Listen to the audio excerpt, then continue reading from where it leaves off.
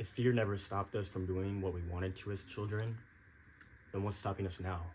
That was one of the most key takeaways that I've ever gotten from out of this book. Because when we're kids, we're just filled with joy and creativity. But then once we grow up, we're just conditioned to not be that way.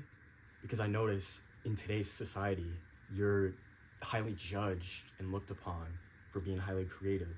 Children are born pure and just naturally creative, but they're conditioned out of that. And people just, they're not authentic to who they are. But what's stopping you now from being creative?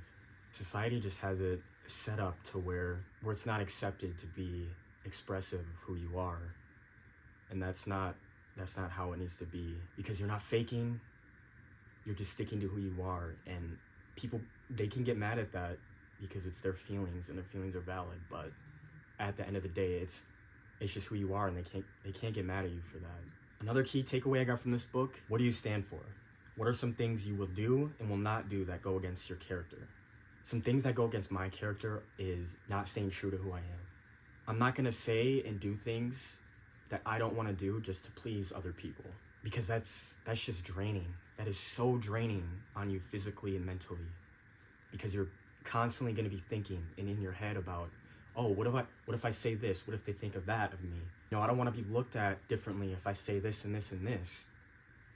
Well, if you just say and do whatever, then you're saving yourself a lot of time and effort, and you don't want to waste your time. Another thing that I won't do is lie. Like, yeah, I do tell white lies. Everyone does, I would be lying if I said I never lie. Yeah, we're adults and we have other stuff going on. Like, what's stopping you from being creative and doing the things that you love doing? Life can't just be about work. I'm not gonna let it be just about work. I have all these ideas and stuff that I want to do and accomplish. All right, so right now I want you to pause this video and take 3 minutes to reflect on what I'm about to ask you. I had this guest at my work. They asked me this question. I don't know why, but it just stuck with me ever since. This happened like last week. They asked me, what can you do right now to heal your inner child?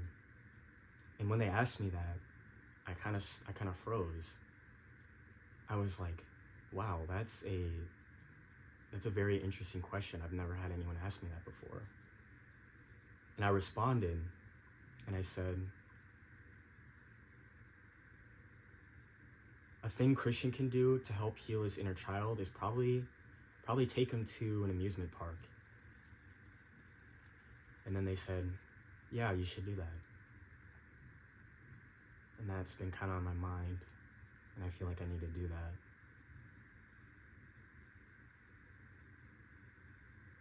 But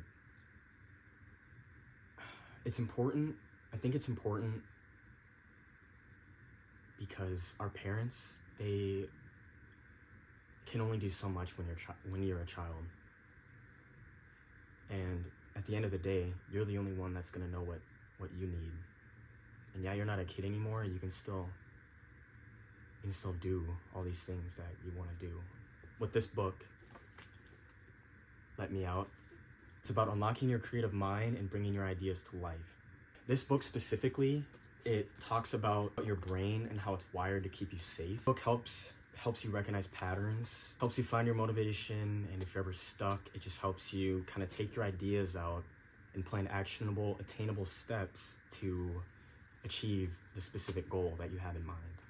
I'm not completely finished with this book yet, but I just thought I would share that piece of that one key take. I just thought I would share. Fuck! I keep stuttering. I haven't finished this book quite yet, but I just wanted to take those key points and describe them and make a video about it to help people.